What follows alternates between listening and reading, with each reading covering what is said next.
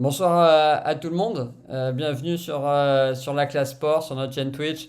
Nouveau rendez-vous ce vendredi, un peu spécial, notre premier rendez-vous foot. Donc on est très content de vous retrouver toutes et tous ce soir pour parler foot. Notre premier classement, la classe sport, voilà, on fait des classements, on remonte le temps et on essaye de faire ce qui semble impossible et ce qui est souvent de temps en temps décrié, mais qu'on adore tous faire. On le sait tous en secret, débattre voilà, et dire quel est le meilleur joueur de telle ou telle équipe, de telle ou telle sélection. Et aujourd'hui, on est en présence et on est ravi de l'accueillir. Merci Mathis de Bundesliga en France, donc le compte Bundesliga français qui est assez génial à suivre sur Twitter. Donc salut Mathis, j'espère que tu vas bien. Salut, merci à vous pour l'invitation, c'est super cool.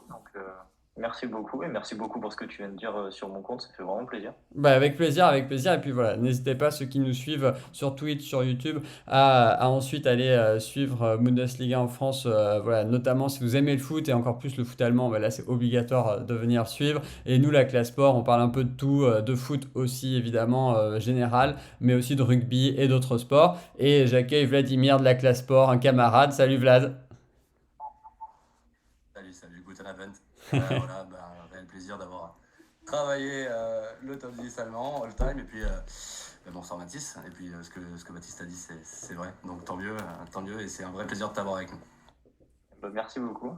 Bah de rien, de rien. Donc on va pouvoir lancer ce top 10. Donc juste pour préciser un petit peu à ceux qui nous suivent, on a voilà, un site internet sur laclasseport.fr et vous pourrez retrouver les articles de ces classements. On est en mode Coupe du Monde. On a sorti hier le top 10 de l'histoire en sélection du Brésil grâce à Vladimir d'ailleurs. Et c'était compliqué. C'était sûrement le plus compliqué vu le nombre de talents qu'il y avait.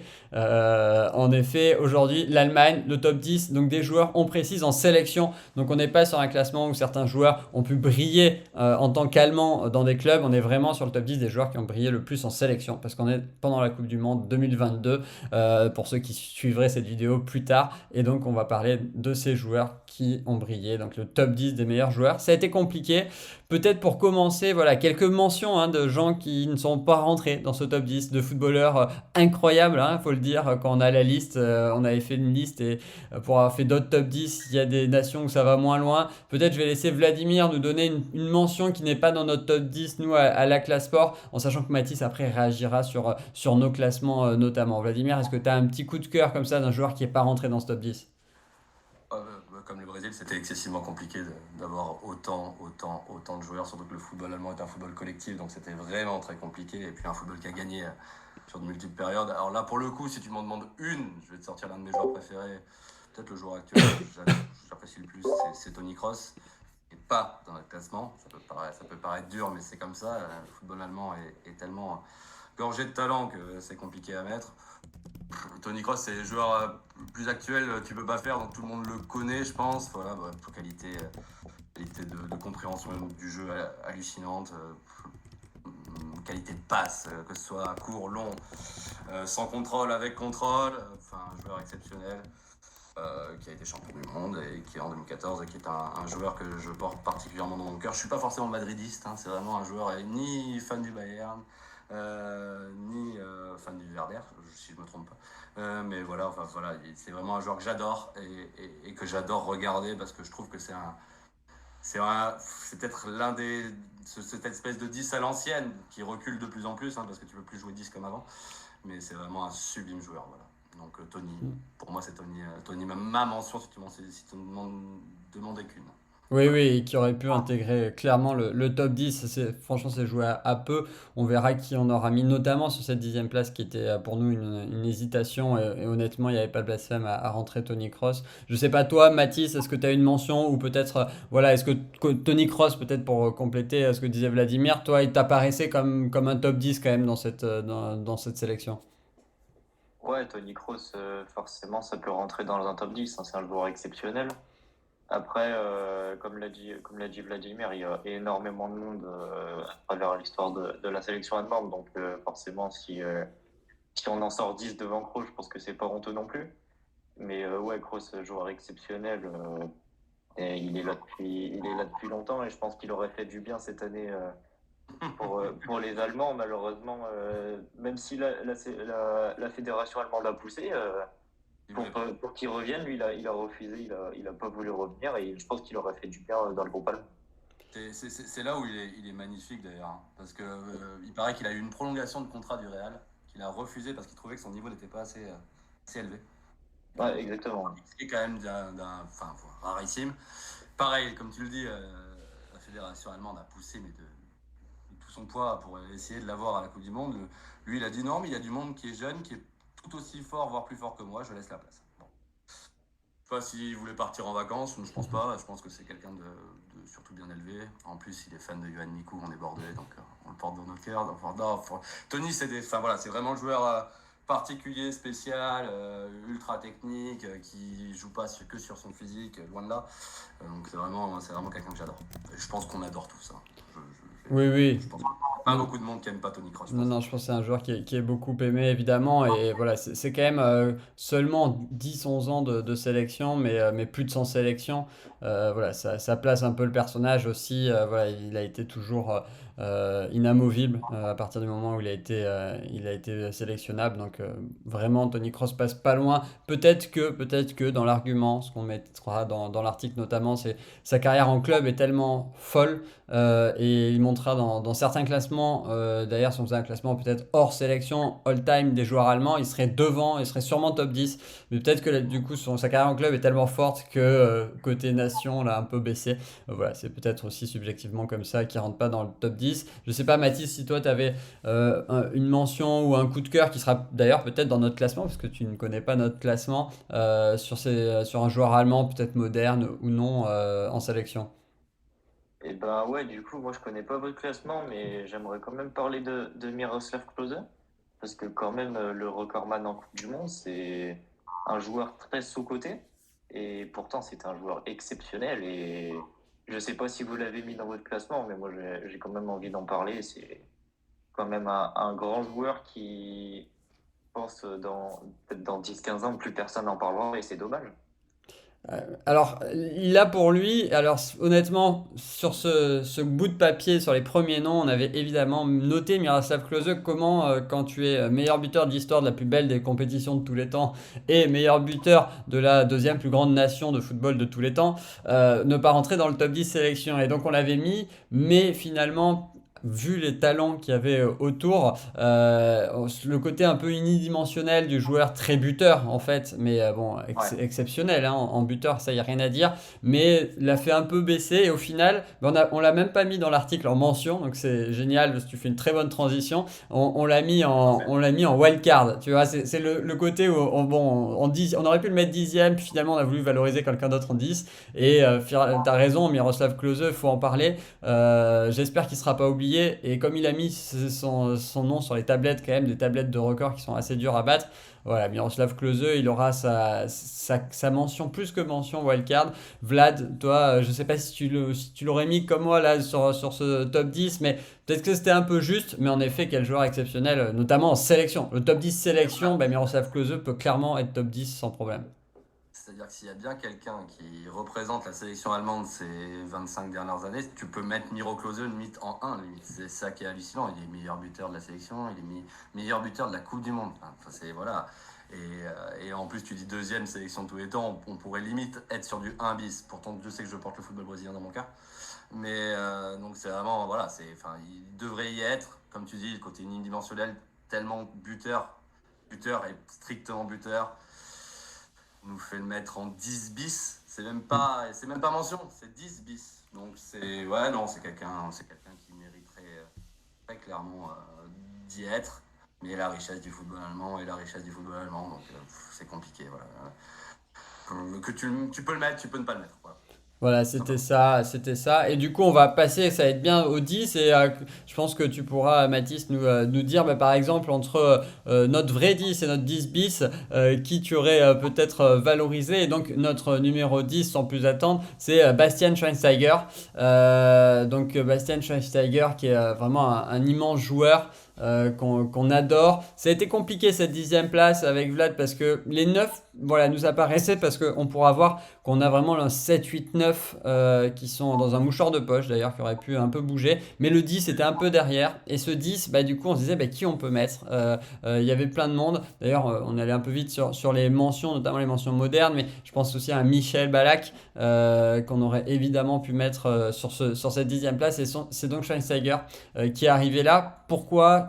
Honnêtement, son côté vraiment pépite allemande qui a joué en plus milieu offensif droit au début de sa carrière en étant titulaire, 10e place en 2010 pour finalement arriver jusqu'au sacre en 2014 et puis finir même capitaine en 2016 où ils sont quand même pas loin, où ils perdent en demi-finale contre la France et sur lequel notamment en première mi-temps il est vraiment excellent. Donc Schweinsteiger nous est apparu sur la longévité, sur le talent aussi du bonhomme qui s'est repositionné milieu centre comme notre 10e choix. Voilà, après peut-être parce qu'on l'a vu jouer et que c'est plus simple de mettre quelqu'un qu'on a vu jouer qu'un ancien sur cette place-là. Je sais pas toi Mathis, est-ce que Schweinsteiger c'est vraiment un joueur qui t'a marqué et qui te paraît important dans ce top 10 ou peut-être que tu aurais préféré voir Klose pour le côté record et buteur?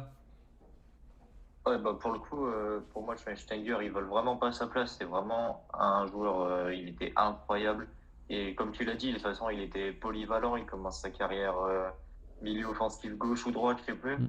Et après, il finit en 8 et il était vraiment polyvalent. Il savait tout faire. Il avait une qualité de passe incroyable. Et il finit. Il était capitaine dans certaines compétitions, peut-être l'Euro 2016, je C'est sais ça, plus. tout à fait. Mm. Ouais, ouais, il était capitaine, donc ça montre aussi l'importance qu'il avait. Et ouais, il était là, il était tout le temps là pour les grandes performances de l'Allemagne. Donc pour moi, ouais, ouais, il mérite sa place et peut-être plus qu'un Klose. Plus, je sais pas, mais il mérite d'être là en tout cas. J'attends de voir les autres. Oui, peut-être que Ah, peut-être qu'il y en a d'autres où tu te diras, ben voilà, lui je l'aurais plus sorti. Voilà, mais c'est vrai que nous il y avait une petite différence derrière les trois autres. Mais c'est vrai que je sais pas Vlad ce que t'en penses, mais Schweini, quand on regarde sa carrière, ben, au final elle fait quand même référence. Chouameni, c'est l'histoire d'une reconversion hallucinante. Et pourtant, le mec joue enfin, ouais, 10 ans en sélection, finira capitaine avec. Bon, t'as énuméré les parcours allemands. Bon, c'est une litanie, c'est habituel chez les Allemands de faire des parcours sur des décennies avec soit des titres, soit des finales, soit des troisièmes places. Et puis, ouais, le repositionnement, mais limite, il a fini 6, hein. Il a fini 6 à faire du jeu long ultra athlétique. Tu dis 8 Matisse, mais limite était encore plus bas à organiser le Ouais. jeu, Mm. une compréhension du jeu hallucinante. Ouais, non, non, joueur que j'adorais en plus parce que voilà, hyper technique, qui était mobile jeune et qui a fini bah, moins mobile, donc par son intelligence à jouer autrement et qui a été tout aussi bon. Non, franchement, Schweinsteiger, ça passe, nous on lui a fait passer le cut. Ça aurait pu être, il peut y avoir une interrogation, mais je pense que ouais, il a sa place dans cette zone-là. Je pense aussi, on a totalement oublié quelqu'un qui a marqué même période l'équipe d'Allemagne, c'est quand même Lukas Podolski, qui est Mm. lui aussi très apparenté Mannschaft, et je pense qu'on aurait pu le citer dans les mentions, mais c'était une parenthèse. Voilà. Non, mais Schweinsteiger, il a sa place, je pense. Oui, oui, tu fais bien de citer aussi Podolski, qui était peut-être moins fort, d'ailleurs, la preuve sur son positionnement, où Chouameni avait vraiment une qualité à la Ryan Giggs, qui a commencé ailier, et puis en fait avec une telle intelligence qu'en vieillissant, on se remet au milieu, comme Beckham aussi, d'ailleurs, a pu Ouais, aussi. finir dans ce genre-là, voilà, des joueurs avec un QI foot un petit peu au-dessus de la moyenne. Voilà, et puis bah, au final, cette décennie allemande, on en parlera sur d'autres joueurs certainement, mais cette décennie 2006-2016, bah, elle est assez incroyable parce qu'il y a quasi aucun raté. Et donc là, c'est un peu plus dur en 2018 et peut-être là aujourd'hui, et 2021 aussi sur l'Euro. Mais en tout cas, cette période-là de Chouameni, bah, la valoriser était important. Donc notre numéro 10, c'est Chouameni. On va passer à notre Et numéro 9. si je Ouais, peux bien rajouter sûr, aussi un bien sûr. truc, c'est que ce que tu disais tout à l'heure sur le fait que Klose était souvent sous-coté Mm. parce que c'était vraiment un pur numéro 9. Bah, là, je le ressens aussi dans le sens où Schweinsteiger, c'était vraiment polyvalent et du coup, tu as l'impression que le mec, il faisait tout, il savait tout faire. Donc, clairement. Ça peut rentrer dans les arguments, ça. Ouais. Oui, c'est sûr. Bah, c'est sa polyvalence qui, sur la longueur de ses sélections qui lui fait franchement avoir Ouais. une aura impressionnante. Et puis comme je te dis, et comme tu disais, il finit capitaine. Enfin voilà, le mec est un personnage important de l'histoire du foot allemand, carrément. Donc ouais, voilà, c'est pour ça qu'il peut avoir sa place là. C'est Voilà. ça. Franchement, voilà, c'était une grande hésitation entre plutôt Klose, Une- Schweini pour sur poste 10. Il y avait d'autres anciens qui auraient pu aussi rentrer. Voilà, je n'ai pas cité, mais il y avait la période 54, la première Coupe du Monde. Bon, l'Allemagne n'est pas la plus grande Allemagne que la Mannschaft est connue. Ils gagnent voilà, le miracle de Berne contre Puskás et Kocsis, une des plus belles équipes voilà, de tous les temps. Et c'est l'Allemagne qui gagne avec Helmut Rahn qui met le but décisif. Voilà, il y a ces joueurs-là aussi que je citais là pour le poste 10 parce que c'est vrai que c'est la première Coupe du Monde hein, au final. Donc elle est importante, surtout après ce qu'a connu l'Allemagne avec la reconstruction, etc. Mais du coup, on était plutôt quand même sur du Schweini ou du Klose et on a fini par trancher. Sur le numéro 9, alors là, on avait ce que je disais tout à l'heure, 9, 8, 7. Ben, tu nous diras peut-être, Mathis, ce que tu en penses. On était vraiment serré. Franchement, si on me dit, voilà, alors j'aurais du mal, moi, à les sortir de ce top 10. Mais si on me disait qu'il y en a un qui finit 9 plutôt, voire peut-être 10, mais en tout cas, qui se mélange, ça me choquerait pas. Bon, on a fait, voilà, il faut bien faire des choix quand on classe. Et notre numéro 9, c'est Karl-Heinz, donc notre ami Charles-Henri Rummenigge. Karl-Heinz Rummenigge, à l'ancienne. Grand attaquant, ce qui fait qu'il est neuf et pas plus parce que c'est un des plus grands joueurs, je pense, de l'histoire de la Mannschaft, c'est que il a pas de Coupe du Monde et il y a des pays, au Portugal, pas de Coupe du Monde, par exemple, c'est pas grave pour un top 10. En Allemagne, ça fait mal. Voilà, je sais pas Vlad, ce que tu penses de Karl-Heinz Rummenigge qui est un très grand joueur qui nous a fait très mal en 82 contre la France, qui avait cette capacité d'accélération, de buteur, enfin qui avait pas mal de cordes à son arc, double ballon d'or, on le rappelle. Voilà, mais seulement 9ème. Ah, mais Et Karl-Heinz. ben. Vas-y. Non, vas-y, Mathilde, vas-y. Non, C'est pas vas-y, je t'en prie. Non, Plus, vas-y. non, vas-y, c'est pour toi. Et ben, Non, putain, Rummenigge, ouais, exceptionnel. Pour moi, il a tout à fait sa place dans le top 10 et ça serait même honteux de ne pas le mettre. Mm. Et c'est vraiment, comme tu l'as dit, un vrai attaquant, le grand attaquant de la Mannschaft, même s'il n'a pas de Coupe du Monde, c'est quand même. Il fait, je sais pas, il fait combien de finales en tout? 2. Deux, ouais.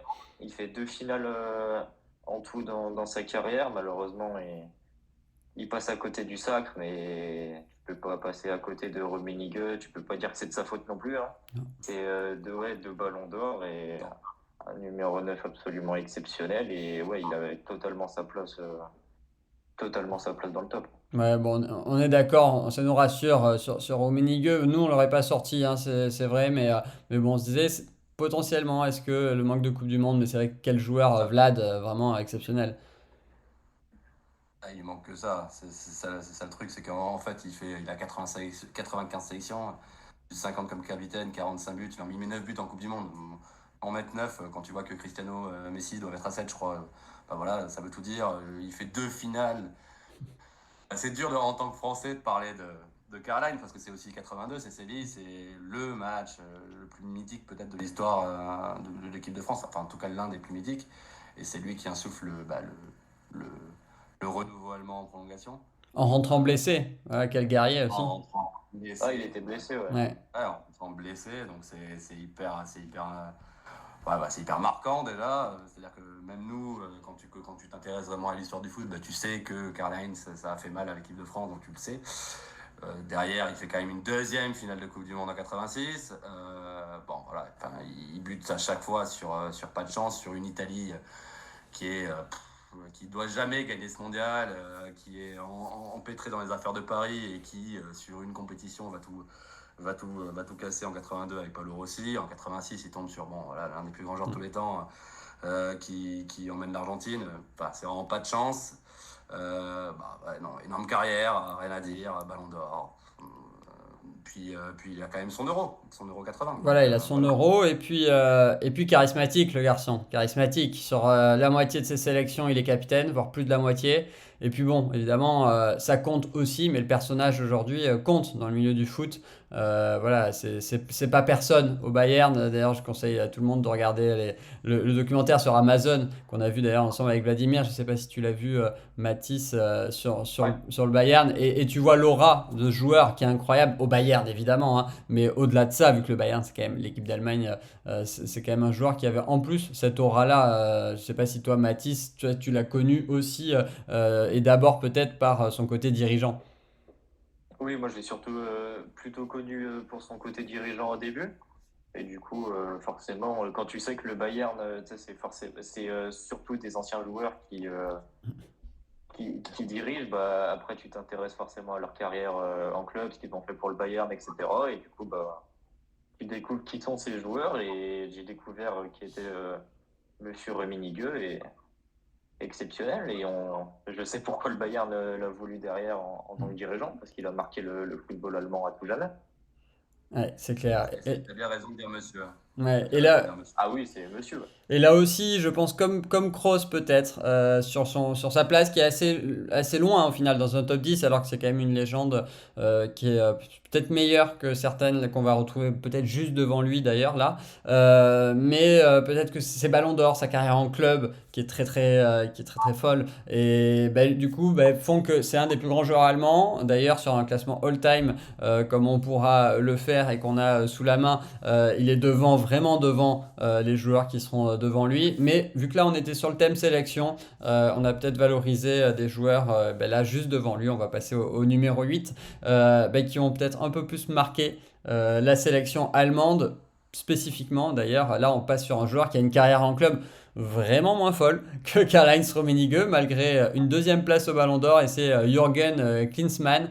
Jürgen Klinsmann, immense joueur avec une élégance folle, et qui a vraiment marqué la sélection. Pour tout dire et trahir un peu les coulisses de ce classement, j'ai une maman fan absolue de Jürgen Klinsmann, mais vraiment fan absolue de Jürgen Klinsmann. Et quand je lui avais donné le top 10, j'avais pas du tout mis Klinsmann, et c'est elle, hein, c'est grâce à elle, qui m'avait dit non mais Klinsmann il y est. J'ai dit mais non, je suis même pas sûr qu'il soit là en 90, 96, oui, mais il est vieux. Et puis en fait, je regarde, il est là tout le temps. Il marque à chaque compétition. Je crois que, si je dis pas de bêtises, c'est ça, Vladimir, tu dois avoir peut-être devant l'article devant toi, mais je crois qu'il a 30 Ouais. matchs en compétition.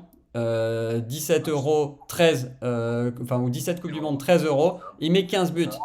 Je veux bien savoir le nombre de joueurs qui sont à 0,5, entre Euro, Coupe du Monde dans le foot moderne depuis les années 90. Ouais, Jürgen Klinsmann, alors vrai buteur, hein, vrai joueur de tête, etc. Mais capable de remiser aussi. C'est pas qu'un numéro 9, qu'un renard des surfaces. Puis vraiment l'élégance, voilà, peut-être la chevelure blonde aide. Mais en tout cas, nous, il était là. En club, c'est vraiment moins bien, on est d'accord. Mais en sélection, il est mythique, il est capitaine, hein, évidemment, à l'Euro 2016, à l'Euro 96. C'est lui qui reçoit la coupe, de Madame Elisabeth II. Donc, on se souvient de l'image. Donc voilà. Je sais pas toi, Mathis, si Klinsmann c'était un joueur qui t'a marqué, dont tu as entendu parler, ou peut-être moins, et du coup, qui t'étonne sur ce top 10. Non, non, non, Klinsmann, c'est super attaquant de la sélection allemande, en plus super sélectionneur derrière. Enfin, je sais pas si vous êtes d'accord avec moi, mais pour moi, c'est moi qui l'ai pas trop connu en tant que sélectionneur. D'après les résultats et d'après les matchs que j'ai vus aussi, ça semblait vraiment pas dégueu. Et Alors, comment? c'était pas un mauvais sélectionneur, je suis d'accord. Ouais, Dis-moi, Ouais, vas-y. c'était pas du tout un mauvais sélectionneur et en plus un superbe attaquant avec une finition absolument incroyable. Et cette chevelure quand tu regardes le match, tu vois que ça en fait, tu vois que ses cheveux. Et du coup, je sais pas, ça rajoute un truc, je Ah trouve, de voir un mec avec les cheveux blonds comme ça, avec les cheveux longs blonds, et du coup, finition vraiment incroyable. Et là, j'ai sous les yeux, ça dit qu'il a mis 11 buts en phase finale de Coupe du Monde dans sa carrière, c'est Ah, c'est exceptionnel. ouais. Juste son cinquième, hein, je ratio, crois. Cinquième de tous les temps, du coup, sur ça. son Ah ratio ouais, est c'est meilleur, énorme. son ratio est meilleur en compétition internationale que pendant le reste de sa carrière en sélection.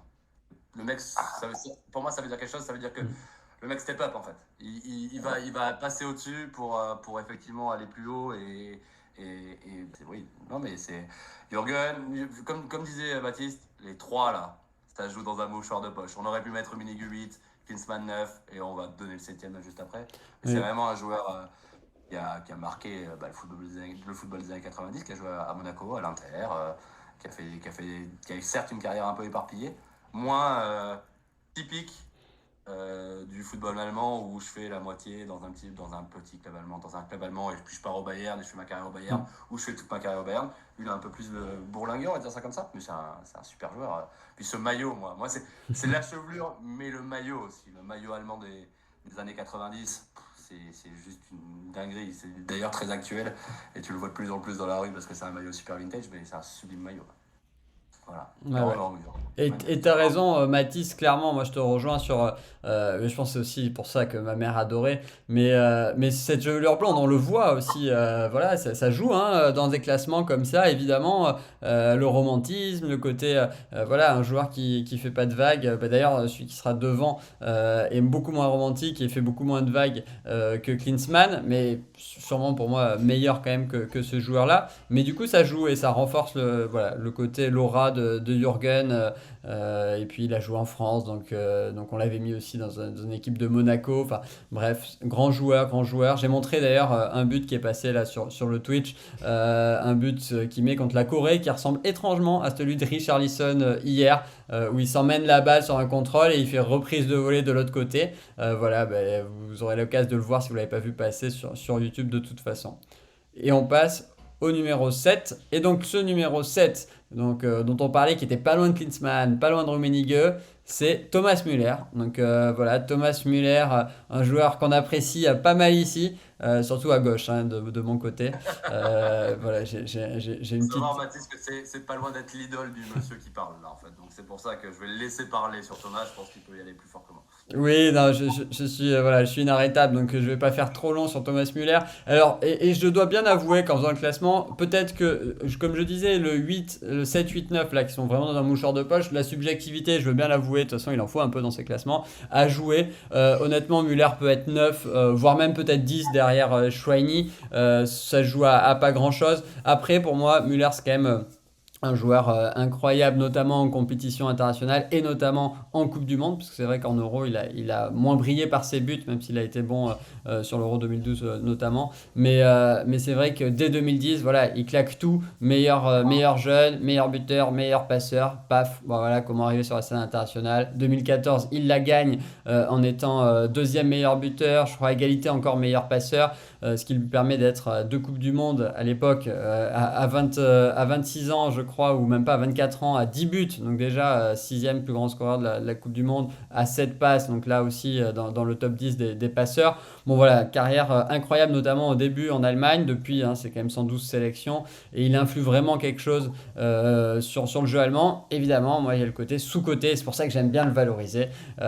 Tu parlais de joueur sous-côté pour Klose. Pour moi, Müller est encore plus joueur sous-côté parce qu'il a des talents incroyables, notamment de meneur de jeu, de joueur d'espace, etc., d'endurance, de choses qu'on ne voit pas. Alors oui, il fait pas de flip-flap, il met pas de petit pont et il met pas de retourner encore puisque c'est un bon numéro 9, mais en tout cas, il n'est pas dribbleur, il n'est pas romantique avec ses cris et ses joies. Mais voilà, c'est quand même un immense joueur et je sais pas, Mathis, toi, ton point de vue, tu as vu, bon, je suis un peu subjectif sur Thomas Müller et mes potes n'en peuvent plus, hein, Vladimir le dira. Mais je sais pas, Mathis, si toi c'est un joueur que tu aimes bien ou que au moins tu reconnais voilà, le talent et que tu acceptes de le voir sur un top 10. Voilà, je sais pas si ça te choque ou non. Non, moi j'adore Thomas Müller. C'est vraiment pour moi le. Je suis un 2003 pour moi. Du Mm. coup, j'ai grandi. Le foot, j'ai regardé à partir des années peut-être 2008, 2009 à peu près. Et pour moi, depuis ces années-là, c'est le joueur le plus sous-coté du monde en fait. Et depuis de 2008 genre à 2022, pour moi, c'est le joueur le plus sous-coté qui existe. Et parce qu'il sait tout faire, même s'il le fait pas, même si, comme tu l'as dit, il fait pas de virgule, il fait pas de machin, il sait tout faire. Il fait juste les trucs utiles, juste les trucs efficaces, et ça marche, et c'est ça qui fait qu'il a une carrière absolument incroyable. Sa Coupe du Monde 2010, franchement, d'un point de vue personnel, je sais pas si on a revu ça depuis. Franchement, de la part d'un jeune comme ça, en plus, il finit meilleur jeune du tournoi, donc meilleur buteur, meilleur passeur. Enfin, le mec, il est exceptionnel. En 2014, il tabasse le Brésil, et putain, qu'est-ce qu'il était content. Et qu'est-ce qu'il aime faire mal à ses adversaires, c'est fou. Ouais, c'est Et clair. Entre le Barça et le ouais. Brésil. Ah bah il aime trop ça lui. Ouais, bah ouais, on voit les mêmes C'est- sur Twitter qui sont incroyables là en ce moment où ils Ouais, disent voilà bon j'ai perdu contre le Japon, c'est pas grave, on va se remettre en cause et de toute façon l'an prochain le Barça paiera pour ça, et dans tous les pays ils sortent ça, c'est assez incroyable. Voilà, c'est Thomas Müller, l'Allemand qui marche sur tout le monde. Mais voilà, au-delà de ça et au-delà de ce côté, même sous côté, voilà, c'est Vlad, même si et je comprends moi tout à fait, c'est vrai que c'est un joueur moins romantique par exemple que des joueurs qui sont très très fort, type Neymar ou d'autres, évidemment. Mais c'est un joueur qui est tout le temps là, qui déçoit quand même très peu, même si là en sélection c'est un peu moins bien, notamment à l'Euro dernier où il rate une grosse occasion. Mais sinon, c'est vraiment un joueur fondamental de la Mannschaft, non, Vladimir? Clairement. Ah, enfin, voilà, je m'amuse, on s'amuse, parce on est quatre à la classe sport, à te charrier perpétuellement pour ton amour immodéré et à la limite de l'insupportable de Thomas Müller. Mais si Thomas Müller est ton chouchou et le chouchou de plein de monde, et quand vous dites joueurs sous-côté, des joueurs sous-côté, des gens qui connaissent pas forcément le foot, parce que de plus en plus, c'est le joueur justement qu'on aime bien valoriser en tant que sous-côté, parce qu'il l'est de moins en moins, je pense. Au fur et à ouais. mesure, par contre, il a mis, on est d'accord, Mathis, hein, et Baptiste aussi. Ah ouais, Il je a suis mis d'accord. 8 ans, il a mis 8 ans à être. Allez, c'est bon, on va quand même dire que c'est un monstre. Parce que c'est vrai que ce soit en Coupe du Monde ou que ce soit en Ligue des Champions, le mec est tout le temps là dans les stats. Mais en plus, c'est un joueur d'équipe. C'est surtout un joueur d'équipe. Enfin, c'est pas un gars qui va jouer pour lui. Il joue jamais pour lui. C'est, à mon avis, un monstre de compréhension du jeu. C'est surtout ça qui le fait aussi fort, que ce soit dans sa qualité de passe, souvent en une touche ou en remise, et surtout son intelligence de déplacement où il ouvre des espaces pour les gens sans forcément faire grand chose avec le ballon. C'est ça qui est intéressant, c'est que le mec, en fait, il a tout compris au jeu. Et ça, c'est fort. Et donc, effectivement, c'est un joueur qui finalement devient l'un des meilleurs du monde sans avoir de qualité, par exemple, physique énorme, de qualité de conduite de balle. Moi, je vais aller jusque-là énorme. Mais c'est un joueur qui a tout compris au foot et sur une touche, sur un déplacement, il va changer le match, quoi.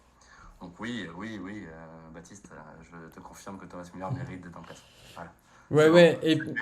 Et puis, c'est le seul joueur qui est en activité dans notre classement. Donc, potentiellement, qui peut monter, même si, et bon, tu nous diras, Mathis, je vais te poser la question de suite.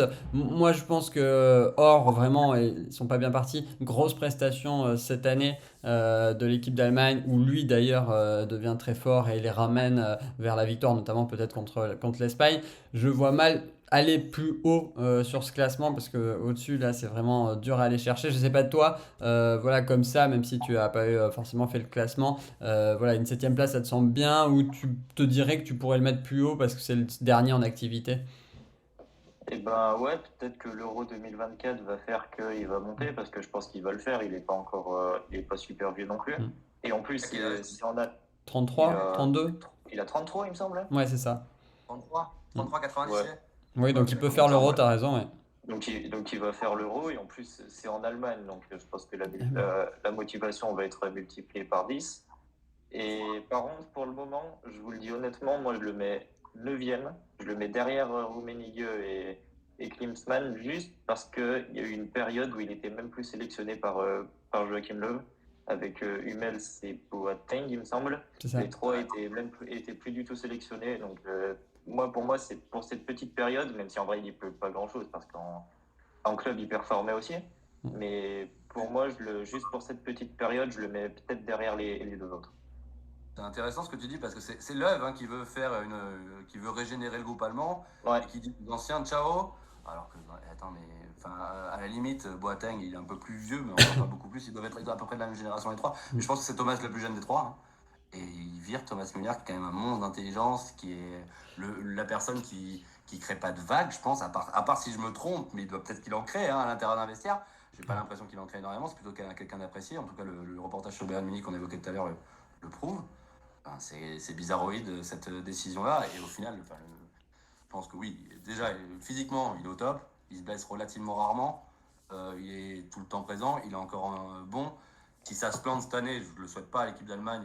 C'est vrai que ce qu'a montré l'Espagne, ça c'est un peu embêtant. Après, il faudra gagner le troisième match, mais pourquoi pas effectivement le Mm. voir en 2024, et surtout en Allemagne. Moi, il sera là. Ça, je l'annonce directement. Je pense que lui, il voudra être là. C'est pas le même genre de personnage que Tony Kroos, justement, je pense. Oui. ouais. Quelqu'un d'hyper motivé et tout, il voudra le faire.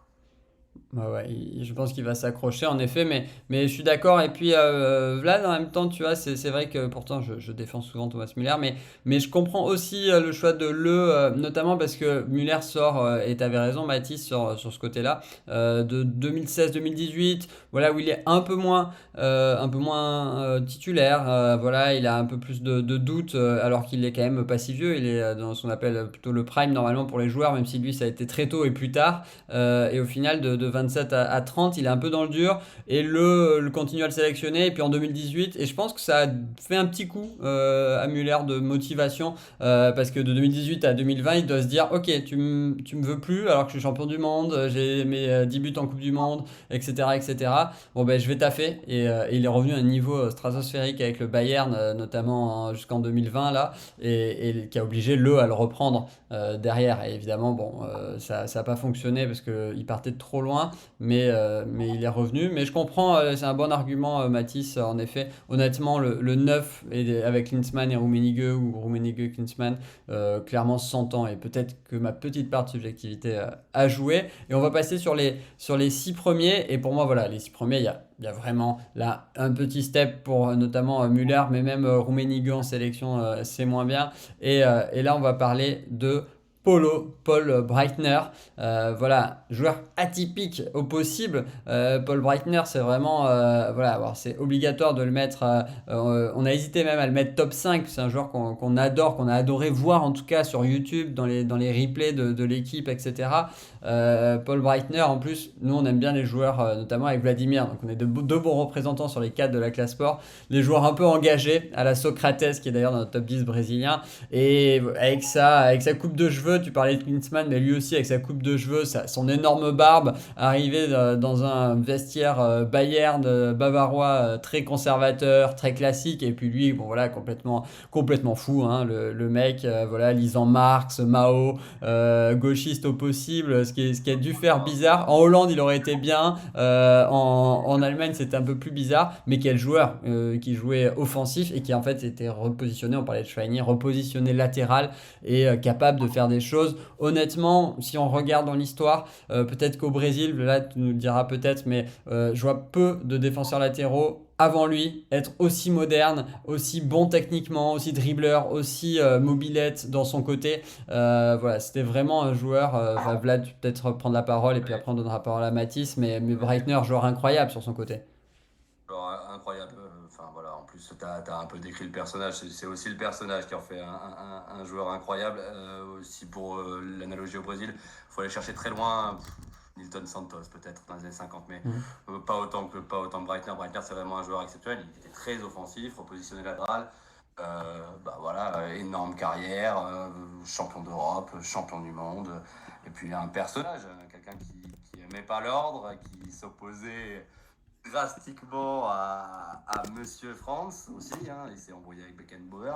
Donc beaucoup de choses à dire sur Paul Breitner, un joueur exceptionnel. Franchement, un joueur exceptionnel. Et puis il y a un personnage, voilà, très Socrates comme comme tu l'as dit. Et effectivement, comme tu as dit, pareil, il aurait dû jouer avec lui là, plutôt. Avec Johan Cruyff, ça aurait été à mon avis plus son style. Mais, Ouais. ouais, Mais il l'a battu. Et il a battu, il a fait mal à cette équipe romantique. Faut pas oublier qu'en 74, parce qu'évidemment, on est sur le premier des titres de 74 et ça va enchaîner, hein, parce que les titres de 74, c'est pas que les titres de 74, hein, c'est vraiment une domination 72-74 Euro Coupe du Monde, hein, ce qui se fait peu, hein, par l'Espagne. Et puis autant te dire que ça jouait à l'époque, Euro 80 aussi derrière, et puis finale en 76.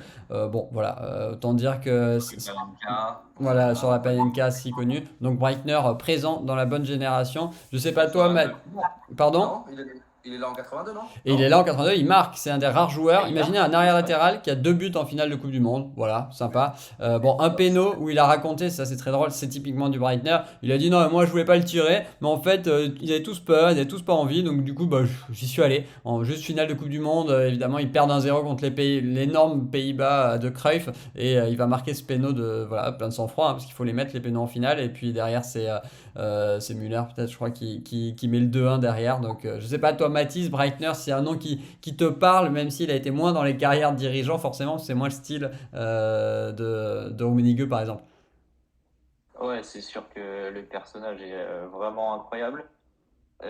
C'est franchement, pour moi, c'est aussi une légende sous-cotée. Pour moi, en France, je pense qu'il n'y a pas beaucoup de gens qui le connaissent, Polo Mm. Breitner, comparé à des Beckenbauer, par exemple. Peu de monde connaissent Polo Breitner, et pourtant, c'était, en plus d'être un personnage incroyable, c'était vraiment un joueur exceptionnel. Il est très offensif, polyvalent aussi, vu qu'il jouait à gauche, il jouait au milieu. Et c'est ouais, vraiment une légende de la sélection allemande, donc une Coupe du Monde, 2 buts en finale. Il a un euro, non, ou une Ligue Oui, des Champions, un peut-être avec le euro, ouais. Bayern, mais ça, du coup, Il ça a n'a aucun l'euro, la rapport. Ligue des Champions, je crois. Il a un peu tout gagné, hein. Ouais, Tout gagné, je ouais, pense. ouais. 74 la Coupe des Champions. Je regardais là. La Coupe Ouais, d'Europe des clubs. 74, ok. Et donc, Et du coup, c'est vraiment un joueur incroyable. Et du coup, le personnage fait aussi que du coup, on a envie de l'apprécier finalement. C'est un peu comme Zlatan, il dit ce qu'il pense, même si c'est beaucoup plus hardcore que Zlatan. Lui, il n'hésitait pas vraiment à tailler tout le monde. Donc, et c'est ce qu'on aime, franchement, on adore ça. Et T'en as, t'en vraiment, as, t'en as des grandes gueules dans le football allemand. T'as évidemment lui, et c'est la première qu'on sort. T'as Bernd ouais. Schuster aussi, je crois, qui a jamais réussi à faire une Coupe du Monde ou pas loin, parce qu'il se faisait jeter de la sélection parce que c'était Anelka puissance 25. Désolé pour Nicolas, t'as pris une balle perdue, j'ai pas fait exprès. Mais voilà, non, c'est un personnage, quoi. Et un personnage avec du talent, voilà, Ah oui, oui, oui, c'est sûr. voilà, c'est pas que le personnage qu'on met sixième, c'est le talent du joueur avec ce romantisme-là, digne de la Hollande 74, du Brésil 82. C'est vrai il détonne dans le paysage allemand, en fait. Et c'est aussi pour ça qu'il est atypique et agréable à citer. ouais, non, non, ben, c'est clair. Breitner, pour nous, c'était là. Ces deux finales de Coupe du Monde, ces deux buts. Voilà, peut-être ce qui fait la différence, et encore c'est dur, hein, mais parce que le top 5, hein, voilà, et franchement, comme ça, pour les gens qui connaissent le foot, comme tu disais, je pense qu'il est sous côté, il y a pas mal de gens qui le connaissent pas, mais pour ceux qui ont vécu, etc., peut-être que certains, et on le comprendrait, hein, sur les arguments de talent, de charisme aussi, mettraient Breitner dans le top 5. Tu nous diras, Mathis, tu vas voir notre top 5 là arriver. Si pour toi il y a du blasphème ou si c'est plutôt logique, mais en tout cas il s'arrête au bord du top 5 en étant pour nous quand même au-dessus des trois qu'on a laissé passer derrière tout de même. Et donc on va passer au top 5. Et donc là, pour rentrer dans le top 5, ça va nous permettre de faire de belles mentions qu'on n'a pas faites en début d'émission, mais c'est très bien. Pour un poste qui est mythique en Allemagne, qui est la nation de ce poste-là, il faut le dire, hein, parce que c'est pas les Brésiliens, alors les Italiens, mais un peu moins quand même, je trouve. Il y a quand même un peu, Les t'as Italiens un raison, c'est peu. les Allemands. Voilà, les Italiens un peu évidemment, mais les Allemands sur le poste de gardien de but. Et on parle de Sepp Maier. Donc, ce qui veut dire qu'on a un seul gardien de but, on l'annonce. Et donc, on a fait peut-être le blasphème. Et tu vas nous le dire, toi, ce que t'en penses, Mathis, de mettre des immenses gardiens. Oliver Kahn, évidemment, derrière. Et pour nous, surtout, Manuel Neuer. Parce qu'il faut bien le dire, comme le dit la pub de Jean-Charles Sabatier sur Bein. Mais en tout cas, Neuer, c'est vraiment dur de ne pas le mettre. Et en même temps, comme il y a vraiment pour nous seulement la vraie Coupe du Monde 2014 où il est exceptionnel, meilleur gardien du monde, pour nous, en all-time, c'est, on le dit, le deuxième meilleur gardien de tous les temps. Voilà, derrière Lev Yashin, et encore, Lev Yashin, c'est un peu ancien, mais pour nous, indétrônable. Donc, on le met deuxième gardien de tous les temps, et on le met pas dans ce top 10. Donc, c'est là où on voit que la thématique est forte. On voulait mettre qu'un gardien, c'est ça aussi. Peut-être que si on avait dit, bah ok, le deuxième gardien, on sortait Schweini et on avait un deuxième gardien. Et à choisir un gardien en sélection, bah, on a choisi Sepp Maier parce que c'est le pionnier, parce qu'il gagne tout. C'est le chat, voilà. Et puis c'est un caractère incroyable. C'est un joueur, enfin voilà, quand on se renseigne sur lui, c'est un joueur assez génial, avec une tête, voilà. Même Thomas Müller fait gentil à côté de Sepp Maier avec sa tête renfermée. Donc on a choisi Sepp Maier. Je sais pas toi, Mathis. Peut-être qu'en gardien, tu aurais fait peut-être le choix de Neuer ou Sepp Maier te semble correct? Et ben, je pense que Bayer a plus marqué la sélection allemande par déjà son palmarès. Il a gagné plus de choses. Il a minimum un euro, minimum une Coupe du Monde, je crois. C'est ça, Et ouais. je pense que c'est tout. Et du coup, c'est déjà plus que Neuer. Et je pense qu'il a plus performé en compétition internationale par rapport à Neuer, même si pour moi, Neuer est possiblement le meilleur gardien de tous les temps. Après, oui, ça se tape avec Yashin. Moi, j'en sais rien. J'ai pas assez vu jouer Yashin, honnêtement. Oui, oui. Mais oui, la Coupe du Monde 2014 de Neuer, je pense que Mayer n'a jamais fait ça, n'a jamais atteint ce niveau. Mais pour moi, sur la longévité, Mayer ouais, mérite d'être devant Neuer. Ok. Toi, Vladimir, peut-être aussi ce Mayer qui est évidemment aussi décisif, moins révolutionnaire de poste, même s'il a son côté aussi chat avec des parades incroyables. On a l'impression qu'il se détendait, qu'il y avait une souplesse à la Djokovic sur un terrain de tennis. Enfin, quand on voit les vidéos, c'est vraiment incroyable de Mayer. Mais c'est 13 ans en sélection. Donc, bon, au final, Manu Neuer ne sera pas loin à la fin. Mais non, mais cette manière, c'est obligatoire de le placer, je pense, dans le top 10. Le problème, c'est que Manu Neuer et moi qui ai grandi avec Oliver Kahn, et toi aussi, Baptiste, on aurait pu les caler tous les trois, en fait. Mais le problème, c'est enfin, voilà, il y a tellement de monde en Allemagne, tu ne peux pas caler tous les gardiens, alors que c'est trois géants, mais vraiment géants au niveau des gardiens de but. Et comme disait Mathis, la Coupe du Monde de Neuer en 2014, c'est juste une merveille. Mais cette Mayer, c'est 13 ans, c'est donc 3 Coupes du Monde, une fois premier, une fois deuxième, une fois troisième, c'est 2 euros, une fois finaliste, une fois gagnant.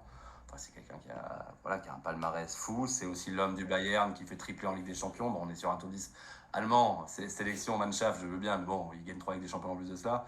C'est un monstre, et puis un chat, quoi. Quelqu'un qui, quand vous verrez l'article et qu'il y aura effectivement la vidéo que je les connaissais un peu toutes, hein, enfin pas loin, mais Sepp Maier un petit peu moins, et je suis allé regarder la vidéo de Sepp Maier, et c'est vrai que c'est un gardien qui est même impressionnant, alors que c'est une période presque d'un demi-siècle, donc ça peut être désuet, un peu vieillot, pas du tout.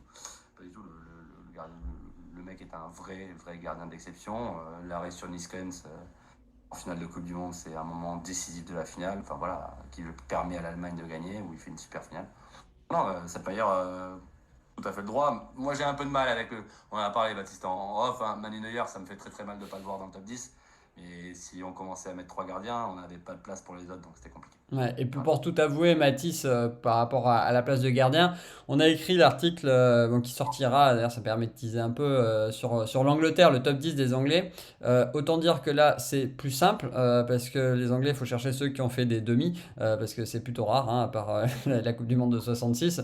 Et donc il y a des joueurs comme Kane qui arrivent très vite hein, au final, parce qu'on se rend compte qu'il a une plus beau palmarès que la moitié, enfin voire que 90% des joueurs anglais. Et en tout cas chez ces Anglais, il y a 2 gardiens dans le top 5. Je me suis dit, bon, ok, les Anglais, pourquoi pas, parce que c'est plus galère à faire. Les Allemands, je sais que les trois méritent, clairement. Si on faisait un classement des top 10, on le fera. D'ailleurs, ce serait marrant, un top 10 gardien all-time. Il y aura sûrement Mayer et Neuer, c'est sûr même. Kahn peut toquer clairement à la porte aussi. Ouais. Et voilà, je sais pas s'il sera dans le top 10, il doit être plus loin, mais vraiment dans les dixièmes sans souci, parce que bon, on se souvient, 2002, il fait meilleur joueur de la Coupe du Monde. Je pense pas qu'il y ait de gardien autre qui fasse ça. Neuer fait troisième meilleur joueur en 2014, donc il fait meilleur joueur de la Coupe du Monde malgré sa bévue, parce qu'il donne toujours le trophée avant les finales, mais il fait une bévue en finale, donc ça fait un peu mal. Et il fait aussi 2006, où on pensait qu'on le mettrait à la cave, mais en fait, non, c'est toujours lui à la Barthez qui tenait. Donc ouais, Kahn, énorme gardien. Neuer aussi, mais Sepp Maier, Mathis, on est ravi que tu sois plutôt d'accord sur Sepp Maier. Un gars de 74, encore un. C'est pour ça que Breitner est derrière et qui rentre dans le top 5. Et on va arriver sur un quatrième, moderne, voilà, qui a arrêté il y a peu de temps, donc qui parlera à beaucoup de gens qui nous écoutent. C'est Philippe Lam. Philippe Lam, alors on l'a peut-être mis un peu haut. Moi, il m'est rapidement arrivé dans mon classement dans le top 5. J'avoue que j'ai pas eu trop d'hésitation. On en parlera derrière avec Vladimir. Philippe Lam, pour moi, il a incarné. Pour moi, elle est vraiment importante cette décennie allemande de 2004 plutôt 2006 même à 2014. Et pour moi, il incarne cette équipe d'Allemagne, capitaine, capable de jouer à plusieurs postes aussi. Et puis, c'était aussi valoriser un autre type de joueurs que des joueurs offensifs, même si du coup en Allemagne, on verra qu'il y en a qui sont bien placés derrière dans ce côté-là. Mais voilà, Philippe Lahm, peut-être un peu haut, peut-être que Breitner et Mayer pouvaient être devant, mais c'était aussi pour valoriser la génération actuelle. Je sais pas, Mathis, toi, si Philippe Lahm, c'est un joueur, comme tu disais, que tu es de 2003, tu as grandi un peu aussi avec lui, il était déjà là quand tu étais petit, mais tu l'as vu à l'apogée, évidemment, en 2014. Voilà, est-ce que c'est un joueur qui t'apparaît top 5? Ouais. Moi, Philippe Lahm, c'est un de mes joueurs préférés. Ok. C'est du coup complètement le contraire de Polo Breitner du coup. C'est vraiment le mec gentil, il a jamais pris de rouge de sa vie, vraiment le mec exemplaire, le mec carré. Et moi j'aime ça aussi, même si j'apprécie les grandes gueules comme Breitner et Oliver Kahn par exemple. Mais Philippe Lam, j'adore. C'est polyvalent, il peut jouer à droite, il peut jouer en 6. Il est bon offensivement, il a une bonne frappe, il défend super bien. Enfin, il est polyvalent, il sait tout faire et moi j'adore ça. Il a un superbe état d'esprit. Il prend la Coupe du Monde, un emblème de la décennie du côté allemand. Et pour moi, ouais, il mérite totalement sa place dans le top 5. Et moi, ce qui est marquant avec Lam, c'est aussi en 2006, c'est vraiment un des meilleurs joueurs de la Coupe du Monde, un meilleur jeune de la Coupe du Monde. D'ailleurs, bah, les Allemands, bah, comme les Français en ce moment, aiment bien sortir les meilleurs jeunes de la Coupe du Monde. Là, depuis deux Coupes du Monde, c'est plutôt les Français avec Pogba. Et en plus, avec cette Allemagne à domicile qui joue un super football grâce à Klinsmann, qui est un super coach, et le derrière en adjoint. Et c'est vraiment plaisant à voir. Et puis derrière, évidemment, il va confirmer à un niveau fou en Ligue des Champions, évidemment aussi en Europe, en championnat, et puis avec la Mannschaft. Petite précision, 3, moi c'est le seul, j'ai regardé, alors il y a plusieurs hein, équipes types, etc. Mais c'est le seul joueur de l'histoire qui a 3 équipes types à la fin du mondial, qui est 3 fois nommé dans l'équipe type 2006, 2010, 2014.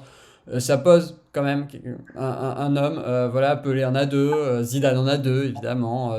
Voilà, il y a plein d'autres joueurs qui en ont deux comme ça. Mais voilà, Müller, par exemple, en a qu'une en 2010, en 2014. Je crois qu'il est même pas en 2010 alors qu'il est meilleur jeune. Donc voilà, l'âme, c'est vraiment quelqu'un d'extraordinaire. Vlad, toi, est-ce que voilà, ce quatrième place te semble correct? Ouais, pour moi, c'est obligatoire de mettre Philippe Lam là, très très très très haut. C'est pour ça que quand tu dis effectivement on aurait pu le mettre plus loin, je pense pas. Philippe Lam, c'est un joueur d'une intelligence folle, rare, qui a joué latéral droit et puis qui a pu être positionné en 6, ce que nombre de latéraux, je parle à Baptiste qui joue latéral, aurait rêvé de faire, c'est-à-dire bah, j'aimerais bien jouer au milieu, bah, oui, lui il peut le faire parce qu'il est tellement fort, tellement intelligent, tellement techniquement propre et qu'il avait la possibilité d'aller là, palmarès fou, Capitana, j'en piquais une à ce foot parce que je l'ai vu il y a pas longtemps, gueule de 5ème B, on est d'accord, hein, mais oui, c'est pas Polo Break, mais ça c'est certain. Mais un mec qui a toujours été impressionnant. Et j'ai ma petite anecdote que j'ai vérifiée, dont on avait parlé en off, effectivement. Guardiola a bien dit que c'était le joueur le plus intelligent qu'il ait entraîné. Ça fait mal à Xavi, ça fait mal à Iniesta, ou ça fait mal à Messi, mais il l'a dit. Et donc je pense que ça place effectivement aussi le joueur, quoi, qui avait des qualités, encore une fois, un peu d'ailleurs, comme Thomas Müller, hein, des qualités de compréhension du jeu qui sont au-dessus de la moyenne. Voilà. Je pense qu'il a toute sa place très très haut. Après, aller gratter le podium, c'est impossible, impensable même. Mais ouais, le mettre 4, moi j'étais plutôt pour. Voilà. Ouais, voilà. Donc c'est vrai qu'on a des petits blocs, on s'en rend compte là au fur et à mesure de l'émission. Voilà, cette 10e place un peu qui était laissée à un joueur un peu chouchou qui aurait pu être Schweini, Ballack, Klose ou peut-être un plus ancien. Ce bloc de 3 avec Müller, Klinsmann et Rummenigge. Et ensuite un autre bloc de 3 entre Breitner, Maier et Lam qui aurait pu être un peu bougé. Mais on voulait vraiment Lam dans ce top 5. Et puis on va rentrer dans le top 3. Comme l'a dit Vlad, ce top 3 était pour nous indéboulonnable. Vraiment, pour nous, c'est les 3 plus grands joueurs de l'histoire de l'Allemagne. C'est 3 top 20 ou top 30 des joueurs all-time de l'histoire du football.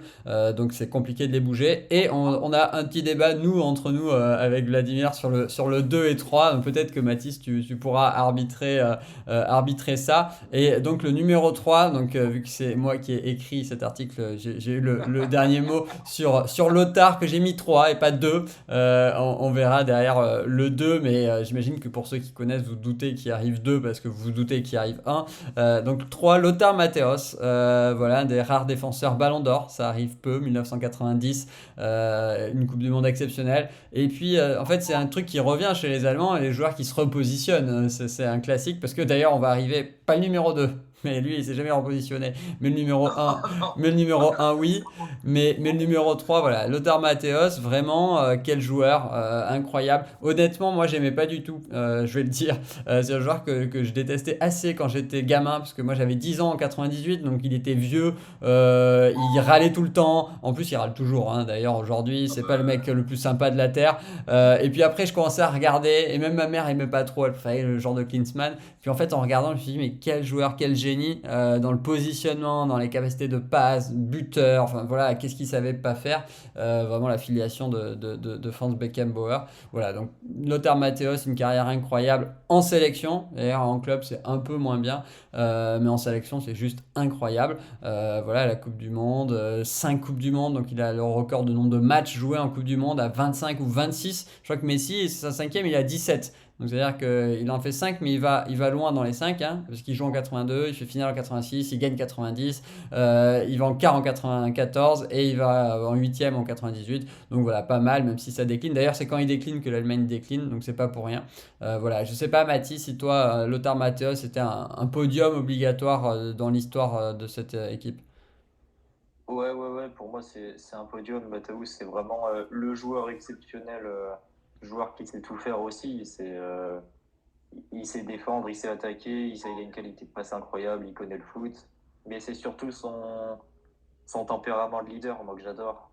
C'est vraiment, il parle énormément sur le terrain et il est super important au milieu. Donc, pour moi, c'est vraiment un joueur archi important de la sélection allemande à travers les années 80-90. Donc, pour moi, il mérite totalement sa place sur le podium.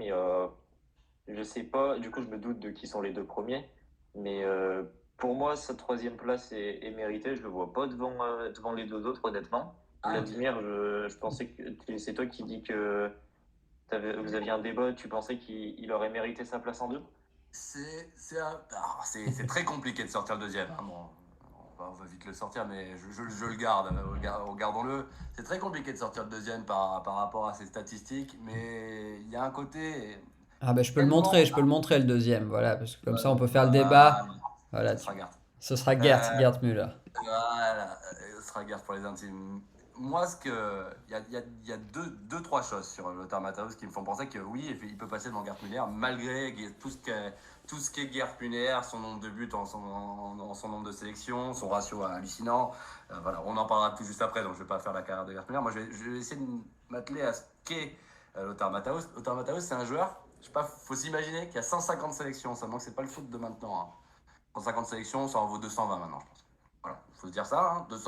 220, il y a beaucoup plus de matchs maintenant, les Ligues des Nations, les matchs amicaux, etc., et que c'est les Coupes des Confédérations, ça n'existe pas, ça. Donc déjà, ça fait presque 200 sélections. Je vais arrondir à 200, je suis gentil, je pense. Donc 200 sélections, il faut s'imaginer, en Allemagne, hein, tu joues pas au Liechtenstein. Donc déjà, c'est énorme. T'es en Coupe du Monde 82, t'es en Euro 2000. 18 ans de compétition internationale. 5 participations à la Coupe du Monde, 25 matchs joués, c'est-à-dire que tu vas loin partout. Baptiste l'a dit, finalement, il y a qu'en 98 où il se plante, grosso modo, en 94 un peu. Donc ça fait un nombre de matchs impressionnant. C'est un mec qui a joué à peu près partout sur le terrain, donc il représente tellement l'Allemagne. On vient de le faire, le top 10, avec des joueurs intelligents comme des Lahm, des Müller, des mecs qui savent se positionner, qui savent changer de poste. C'est pas de la superstar, Lothar Matthäus, mais c'est quelqu'un d'importantissime dans le football allemand par sa qualité de compréhension du jeu. Et là, je te rejoins, Mathis, par son leadership. Franchement, Lothar Matthäus, je pense qu'en termes de personnes, c'est le mec que je déteste le plus. Mais en termes de personnes. Par contre, en termes de joueurs sur un terrain de foot, c'est juste le mec le plus important que tu vas avoir dans ton équipe. Parce que le mec sait tout faire. Et en plus de cela, il est un leader, mais importantissime pour emmener tes troupes le plus haut possible. Bon, voilà, palmarès hallucinant, nombre de sélections hallucinant, mec qui comprend le jeu et effectivement, leadership hallucinant. Enfin, ça fait beaucoup, ça fait beaucoup. Après, aller chercher au-dessus, moi, je me suis vraiment posé la question. Voilà, je comprends qu'on laisse Gerd Müller là où il est, et il a toute sa place, de toute façon, sur le podium, c'est obligatoire, et sûrement deuxième pour la majeure partie des personnes. Mais je pense qu'on sous-estime un peu la carrière de Lothar Matthäus. C'est son nombre de sélections, mais je ne sais pas si vous vous rendez compte de ce que ça fait. Et sa période 82-2000, moi, ça me rend fou, en fait. Sachant qu'effectivement, nous, on a vu la moins bonne période Oui. de Lothar Matthaus, Baptiste. Ouais, ouais, ça peut jouer. Ouais, non, t'es bon, les arguments se tiennent. Sur Matteo, c'est vrai qu'on en a discuté et la longévité est folle. Peut-être le petit truc en moins, je sais pas, Mathis, tu seras peut-être d'accord, c'était un argument que tu donnais aussi pour Muller. Il est pas là, je crois, à l'Euro 96. Euh, 96, ouais. ouais, Ouais. donc ça fait un titre en moins sur sa période, ce qui est dommage parce que c'est quand même un titre qu'ils vont chercher sans lui, avec Matthias Sammer aussi qui joue un peu ce rôle comme ça, libéraux, relanceur, etc. Enfin, tu vois, quand il n'y en a pas un, il y a toujours un autre en Allemagne, c'est ça qui est bien là-bas. Ça se relaie tranquillement. Mais voilà, c'est peut-être ça. T'as raison, la longévité est incroyable. Sur Gerd Müller, c'est vrai que moi, Gerd Müller, dans l'histoire comme ça, et puis quand j'ai revu les. Alors, déjà, les stats, tu parlais des stats aussi, des chiffres, hein, parce que les chiffres sont importants, notamment pour des joueurs qu'on a moins vu jouer. Bon, les chiffres de Gerd Müller, voilà, c'est indécent, c'est juste indécent. Le mec jouait, voilà, et puis c'est pas le foot, les gens peuvent croire si on regarde pas qu'il y avait des 7-2, etc. Non, non, hein, les Coupes du Monde c'est du 0-0, c'est du 1-0, voilà, c'est pas 54, c'est pas 58, il n'y a pas des 7-2, des 5-2, etc. Vraiment, Gerd Müller a joué dans un football compliqué. Il a joué, voilà, les Italiens, quand les Italiens étaient compliqués à jouer, il leur met des buts, etc. Pour moi, Gerd Müller, voilà, c'est le plus grand buteur de l'histoire. Voilà, donc, je vois pas d'autres meilleurs buteurs, hein, purs, hein, voilà, parce qu'il reste unidimensionnel aussi, hein, un peu comme Klose, mais voilà, sauf que Klose c'est un très grand buteur, très bon buteur parmi d'autres. Gerd Müller c'est le plus grand. Voilà, d'ailleurs il a une place dans le classement all-time qui est très très élevé, là où il y a des joueurs numéro 9 qui sont bien plus beaux, je pense, à avoir joué, comme Ronaldo ou même Van Basten peut-être. Mais voilà, pour nous, Gerd Müller, je sais pas toi, Mathis, si tu as un peu vu, voilà, du Gerd Müller, tu as, j'imagine, suivi les hommages à son décès il n'y a pas si longtemps. Et le Bayern avait fait un grand hommage et peut-être à cette occasion vu un peu aussi ce joueur, quoi.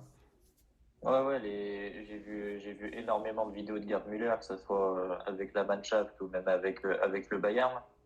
C'était encore une fois un pur numéro 9. Je ne sais pas si c'est la nostalgie qui nous fait dire ça, mais du coup, Klinsmann, et puis Miroslav Klose et Mario Gomez, il n'y a plus personne. Peut-être, mais en tout cas, Gerd Müller, c'est le joueur vraiment générationnel. Il était exceptionnel, une finition incroyable, un palmarès incroyable, un ratio de but absolument titanesque, hein. On parlait de Klinsmann qui avait quasiment un but tous les deux matchs, mais lui c'est encore mieux. Donc on se rend pas compte, je crois qu'on se rend pas compte du joueur exceptionnel que c'était. Et franchement, il a marqué les belles années allemandes. Et franchement, je sais pas les mots, c'est l'un des meilleurs neufs de tous les temps, si ce n'est le plus grand neuf de tous les temps. Non, non, mais ça se défend et ça s'entend totalement. J'étais pas là pour critiquer Gerd Müller, j'étais là pour valoriser. Ah oui, mais pas de souci, de toute façon. Non, mais C'est les me débats, comprends, c'est les débats, mais oui, oui, mais c'est vrai que c'est le débat. Tu veux ses stats, il a un ratio d'1,15 buts par match en sélection. Ça va? Ouais. En Allemagne, Ah. voilà. Et comme tu En disais, pour Matthäus, c'est vrai pour Müller. C'est pas des stats contre le Liechtenstein en phase de poule, etc. Euh, C'est ça. voilà. Donc, C'est un mec qui fait toutes les grandes compétitions, donc évidemment il va très loin à chaque fois, donc ça veut dire qu'il met des buts en demi, en quart, en finale d'événements très importants, importantissimes. Ballon d'Or. Gagné, Voilà, Ballon d'Or, meilleur buteur de la Coupe du Monde. il est Ballon d'Or, il finit 7ème au Ballon d'Or, 5ème au Ballon d'Or. Voilà, et notamment, je parlais en 60, en 70, je crois, où il venge le match contre les Anglais. Donc, ça, c'est déjà pas mal. C'est ça, je crois que c'est en quart de finale. Il venge donc ce match volé par les Anglais en 66. Donc, il arrive à venger ça en quart. Derrière, il arrive en demi. Le match, peut-être le plus beau match de l'histoire de la Coupe du Monde, sûrement le plus beau match de l'histoire de la Coupe du Monde. 1-1, fin du temps réglementaire. Ça finit à 4-3 à la fin du match. Donc, c'est quand même assez incroyable. Il met doublé, ce qui n'est pas suffisant parce que c'est l'Italie qui va en finale en 70 pour jouer le Brésil de Pelé et perdre finalement. Il finit avec 10 buts, il remporte le Ballon d'Or. Alors certes, le Ballon d'Or 70, si on met pas les Sud-Américains, c'est plus simple parce que le 70, voilà, c'est comme le Ballon d'Or de 86, c'est Platini. Bon, voilà, on sait qu'il l'a si c'était les règles d'aujourd'hui, évidemment, mais n'empêche qu'il aurait été deux, voilà, derrière Pelé sinon, donc c'était quand même exceptionnel. Voilà, et puis il joue, donc il fait cette Coupe du Monde 70 70 où il est très fort, il met 10 buts, il gagne l'Euro 72 et il met un but en finale et il est meilleur buteur, paf. Donc on parlait comme Vlad sur Klinsmann, des joueurs qui marquent quand il faut. Et puis en 74, bah, du coup, c'est lui qui inscrit le but, hein, ce que je disais tout à l'heure, j'ai vérifié. Un but bien moche, un renard des surfaces, mais il était là quand il faut. Et le but qui fait gagner une Coupe du Monde et qui élimine Johan Cruyff, voilà, ça vaut son petit pesant de cacahuètes. Donc Gerd Müller, numéro 2 pour nous, mais voilà, il y a débat. Vous nous direz en commentaire, notamment si, sur la chaîne, si jamais vous trouvez que c'est un blasphème et que vous préférez voir Matthäus que Gerd Müller ou un autre, pourquoi pas, même si nous, le top 3 il était vraiment verrouillé de chez verrouillé sur ces 3 joueurs. Et on va passer au numéro 1. Bon, bah, le numéro 1, Surprise, hein. bah ouais, voilà, on va pas faire du suspense. Le chancelier, der Kaiser, Franz Beckenbauer, évidemment, Franz Beckenbauer. Bon, il pourrait pas en être autrement. Je sais pas, Mathis, je te laisse directement la parole sur Franz Beckenbauer. Toi, qui es plus jeune, voilà, plus jeune que nous, et puis de toute façon, même nous, on l'a pas vécu évidemment, mais ça t'apparaît comme une évidence de voir Beckenbauer en numéro 1, j'imagine. Ouais, forcément. Quand j'entends que ce soit mon grand-père ou mon père parler, par exemple, ça parle surtout de Beckenbauer ou les mecs comme ça. Franchement, les Beckenbauer, c'est même notre coach l'année dernière, parce que je fais du foot en club, il Mm. nous en parlait tout le temps, de la qualité du jeu au pied de Beckenbauer. Bah là, je le vois sur le stream, du coup, les relances absolument exceptionnelles. Il a un jeu au pied absolument incroyable et il a vraiment révolutionné ce poste de défenseur central, enfin même de libéraux du coup. Et il a vraiment une qualité de jeu au pied, une qualité de défense. Euh, il, il avait, en plus, bon, il avait pas que ça, hein, il savait défendre aussi, hein, c'est quand même le rôle d'un défenseur au début.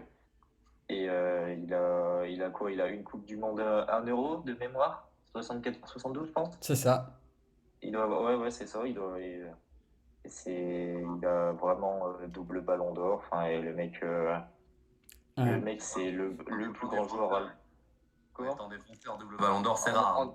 En étant défenseur, ouais, c'est vrai que c'est exceptionnel. Voilà, Il a une carrière absolument incroyable. Le meilleur joueur allemand de tous les temps, je pense. Oui. Il a révolutionné le football, révolutionné le poste de défenseur. Et voilà, il mérite totalement sa première place. Et quand vous m'avez dit on va faire un top 10 des Allemands, enfin en sélection, pas en sélection, je mets Beckenbauer premier. Voilà. Oui. Et là, même juste en sélection, ça paraît évident qu'il soit premier. Oui, Tu je cherches qu'à pense. partir de la deuxième place, en fait. C'est ça. En Ouais. fait, tu cherches à partir de la deuxième place. Et encore, tu la deuxième, tu te dis Gerd Müller directement. Et après, il y a la petite hésitation avec le tard. Mais tu ne cherches qu'à partir de la deuxième place. France, c'est France, quoi. C'est le Kaiser. Ouais. Comme t'as déjà très bien parlé, hein. On pourrait continuer, hein, mais t'as déjà très bien parlé. Pour moi, je vais juste parler un peu tactico-tactique. Bah ouais, c'est le premier libéraux qui a compris qu'on pouvait en phase offensive avancer, donc se devenir un peu 6 et encore 6 qui se projetait énormément, donc une compréhension du jeu hallucinante, enfin une classe folle, pied droit, pied gauche. Puis moi, c'est peut-être la plus belle photo, je l'ai pas, j'aurais pu l'avoir d'ailleurs, c'est le genre de connerie que j'achète, c'est peut-être la plus belle photo de l'histoire avec le bras en écharpe justement, lors de cette demi-finale de Coupe du Monde 70, malheureusement perdu contre l'Italie, où il joue avec un bras quoi. Enfin, je sais pas si vous imaginez jouer avec un seul bras, ça ne se ferait pas. Là, tu sors quoi. Tu sors. Donc, ouais, ben non, mais Franz, c'était Franz. C'est le plus grand joueur allemand de l'histoire sans aucune hésitation possible. Ouais, on est sur de la légende. Voilà, et on fera plus tard Il y a des. le plus grand joueur de tous les temps, hein, d'ailleurs, Voilà, c'est ça. ce que j'allais dire, dans les plus grands joueurs de tous les temps, voilà, quand tu as une légende qui est, alors pour nous, mais sécurité absolue, sécurisée, pardon, dans un top 10 de tous les temps, Beckenbauer, voilà, ça sort jamais dans le top 10 all-time de tous les joueurs de tous les temps. Bah, quand tu as ça dans ta nation, bon, bah, ils finissent souvent premier. Alors, il y a quelques nations, type l'Argentine, où ils peuvent en placer deux, ou le Brésil, mais bon, au final, voilà, on sait, comme la Hollande, avec ta photo derrière Vlad, de Johan Cruyff, on sait qui est premier. Bah, quand on a ce genre de joueur, c'est juste impensable de ne pas le mettre numéro un. Il faut se souvenir que c'est le seul de la génération, et c'est pour ça qu'il est aussi devant aussi, qui est là en 66, si jeune. Il arrive dès 66 et il joue cette finale perdue. Donc il faut imaginer qu'il joue quand même 66. Donc une finale perdue qui se joue sur un but qui n'existe pas. Donc voilà, donc ça peut franchement être dès le départ une Coupe du Monde. Ça se joue à pas grand chose. Alors certes, c'est des what if, mais dès 66. Derrière, on part en 70 où il perd, comme tu l'as dit, bras en écharpe. Donc il est quand même diminué. Et ce qui permet peut-être aussi à l'Italie, même si c'est une très très très belle Italie à cette époque-là, de gagner. Et donc il passe pas loin d'une finale contre le Grand Brésil. Qu'est-ce que ça aurait été beau d'avoir un Beckenbauer contre Pelé en 70 aussi. Derrière 72, bon, ben, l'Euro où il est capitaine. 74, la Coupe du Monde où il est capitaine, meilleur joueur évidemment et Ballon d'Or. Derrière 76, il passe pas loin non plus d'un Euro, donc d'enchaîner Euro, Coupe du Monde, Euro à l'Espagne, comme l'Espagne dans les années 2008 et de perdre à un péno de Panenka qui restait célèbre. Et il s'en va. Et derrière, 78, c'est un peu plus dur pour l'Allemagne, évidemment, qui se relève vite en 80 en gagnant. Et moi, pour finir, peut-être pour Beckenbauer, ça compte, notamment, alors, pas pour les Allemands, c'est facile, hein, voilà, il est un quoi qu'il arrive, mais pour du classement plus large, pour montrer un peu la greatness de ce joueur, c'est un joueur qui a repris l'équipe d'Allemagne après 2 finales de Coupe du Monde perdues, donc c'est dur, quand on est même un grand pays de foot, de perdre 2 finales de Coupe du Monde, et il les reprend et il les emmène tout simplement au sommet, et il fait gagner l'Allemagne en 1990, donc pas la plus belle Allemagne, mais il n'empêche qu'il fait gagner l'Allemagne en 1990, donc il est champion du monde joueur, champion du monde entraîneur. C'est le premier à faire ça après suivant Zagallo et Deschamps.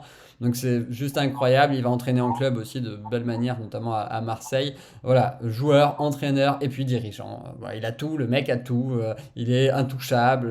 Voilà, dès qu'il parle, tout le monde l'écoute. C'est resté un génie absolu du jeu, comme Cruyff l'a été aussi derrière sa carrière. Bon, voilà, rien que pour ça, rien que pour son aura, son charisme et son talent, c'était injouable de ne pas le mettre un. Voilà. Fait.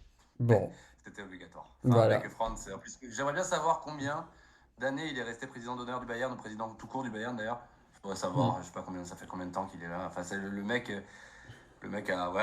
représente le football allemand. Si tu ne mets qu'une personne dans le football allemand, c'est forcément l'image de Beckenbauer qui apparaît. Forcément. Il n'y a Ouais. aucun débat. Aucun débat.